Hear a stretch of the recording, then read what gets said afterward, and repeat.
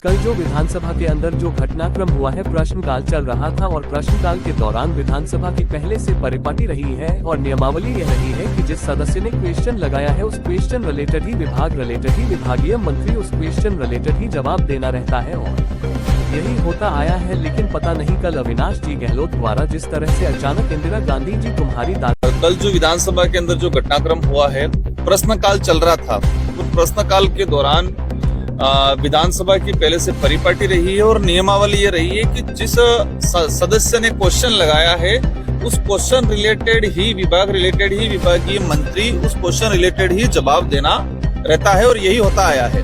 लेकिन पता नहीं कल अविनाश जी गहलोत द्वारा जिस तरह से अचानक इंदिरा गांधी जी तुम्हारी दादी इस तरह से 2-3 अपशब्द जो बोला गया, मैं कहता हूं कि इस तरह से अपशब्द किसी को नहीं बोलना चाहिए। और बोलना चलो ठीक है, कुछ इशू हो, इंदिरा गांधी से रिलेटेड कोई स्पीच हो, कोई बात हो, अगर वो बोला हो समझ में आए। जो क्वेश्चन पूछा था उसका और इंदिरा गांधी जी से कोई लेना देना दूर दूर तक कोई वास्ता नहीं था। और वो कहा जाता है कि वो पहले से किसी के द्वारा मन में कोई एक धारणा होती है, एक विचार होते हैं, तो वो कभी कभी अपने आप अंदर से निकल जाते हैं। तो बीजेपी के अंदर जो मंत्रिमंडल वर्तमान में है, राजस्थान के विकास की बात कम करता है, एक दूसरे के आरोप प्रत्यारोप की बात, भूतकाल की बात, काल्पनिक बात, इन चीजों पे ज्यादा ध्यान देता है। और राजस्थान का इन्हीं वजह से, इसी मंत्रिमंडल की वजह से और भजनलाल जी के नेतृत्व में जो सरकार जो चल रही है, पूरे राजस्थान का और सारे डिपार्टमेंटों का बंडा ढाल करने का काम किया है।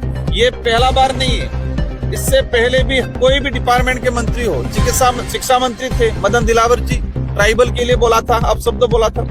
कोई भी डिपार्टमेंट का मंत्रियों को शायद ट्रेनिंग दिया जा रहा है कि आप किसी क्वेश्चन में फंसते हो तो उस दौरान आप दूसरे मुद्दा भटका दो। मतलब मेन मुद्दों से भटकाने का जो तरीका चल रहा है वर्तमान सरकार के द्वारा, ये राजस्थान के हित में नहीं। आपकी आदिवासी